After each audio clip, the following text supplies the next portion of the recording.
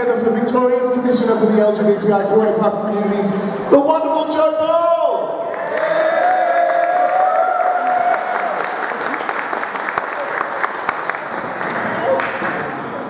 Hi. I think that really mine and Gemma's speech is just to fill the time while they get the food ready for everybody. So, don't worry. I just want to echo Ali's acknowledgement of country and recognise that with what Ali said about the truth-telling process, it's so important for all of us in Victoria to engage with this process, I believe, as we move towards treaty. And I think it's such an important healing time, and it's something we can't just leave up to politicians. It's something we all need to engage with and all get behind within our organisations, but also as individuals. And as the Victorian LGBTIQA Commissioner, I'm working with my First Nations colleagues and supporting their work on treaties. So it's something for all of us to do, and it's going to take all of us, because it's not a process that we can give over to other people. It is our process that we all need to own. I would just like to give the apology to the Minister for Equality, who would love to be here, Vicky Ward, but can't be. And just to say that in Victoria, this year marks 10 years of having a Minister for Equality and a Commissioner, and it is the only state and territory that has a dedicated role within government as this. And I think that these roles came from community advocates arguing for them, arguing for there to be a Commissioner, arguing for there to be a Minister. And it is important that that's maintained, and that every state and territory move towards having this kind of representation in government, because as queer people, we deserve to be represented. We exist in every part of society, in our work, every school, every suburb, every workplace, and therefore we deserve to be represented in government also.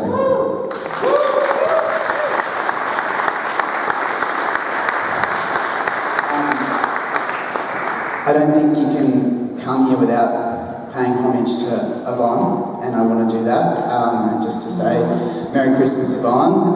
She would have loved such a spectacle, and we do this in her legacy and in her name, and it's such a fantastic thing. So to everyone who's thinking of Yvonne today, I send you my best. The wishes are there, and I think every day when we make a spectacular, colourful event, we make Yvonne, wherever she is, smile. So I'm sure she's smiling today.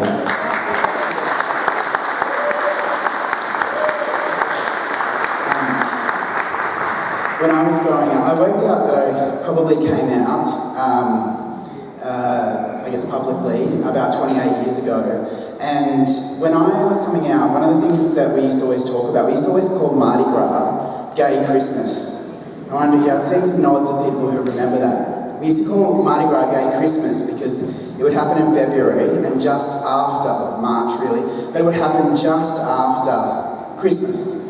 And we used to always see it as a bit of a chance to actually have a Christmas for a lot of us. Because unfortunately, 28 years ago and plus, Christmas, a lot of us would go to our obligatory Christmas dinners, and sometimes 28 years ago, we'd go there minus people who had died throughout the year due to HIV that weren't recognised at those Christmas dinners. And we'd go to Christmas dinners where we'd have to be in the closet. And so we'd always call Mardi Gras Gay Christmas, because that was the time when we could actually come and be around our people and our families and our chosen families. And luckily, there was always people like Yvonne and biological and chosen families who would celebrate it with us. So I think there's a special place for queer people to have a Christmas and have our own Christmas, and we have a really proud tradition of doing things our way. So it seems very fitting that we'd have it in July or whenever we goddamn want to have it.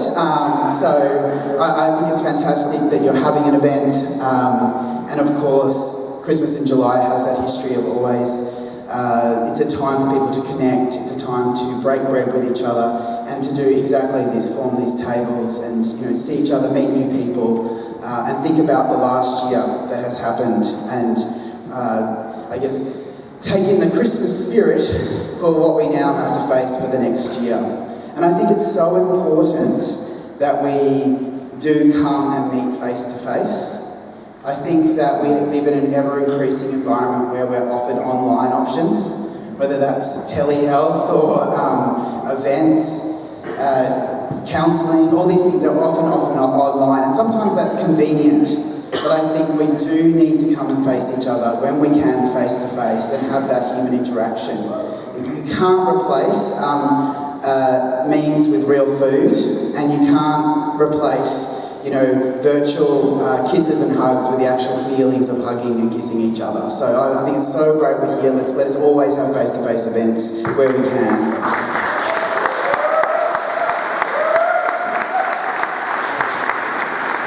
And just a final observation I wanted to make is that sometimes it props, I don't know if people have heard this term, but sometimes people call our community a community of communities.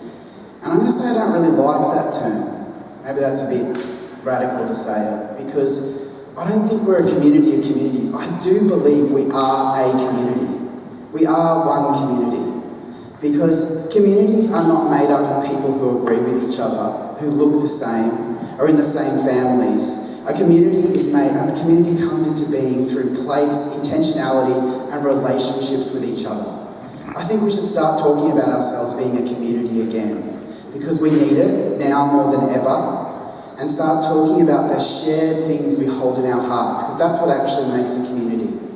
What we share in our hearts is that we all want to feel safe, we want to live safely, we all want to have freedom, and we all want to have a life worth living. One where we don't just survive, get through the day, but one where we actually thrive. And I think we all agree with that. That's what we want for each other. And so I think we can start talking about being a community again. And so with that, I want to say thanks for having me. I want to thank Drummond Street Services, Positive Attitude for putting on today, Yarra Council, the amazing Frockers, just at everything, the volunteers today, Gemma, Karen, Jack, Ali. I could list a lot of Drummond Street people but everyone here who's helping. But also I want to say to everybody here, whether you're coming for yourself or someone else, it's just really important that you've come. Because that's how we make community, is in presence of each other. So thank you for coming, keep being in spaces with each other. We need each other, let's keep each other warm, and may I say, Merry Christmas. Thank you, Joe.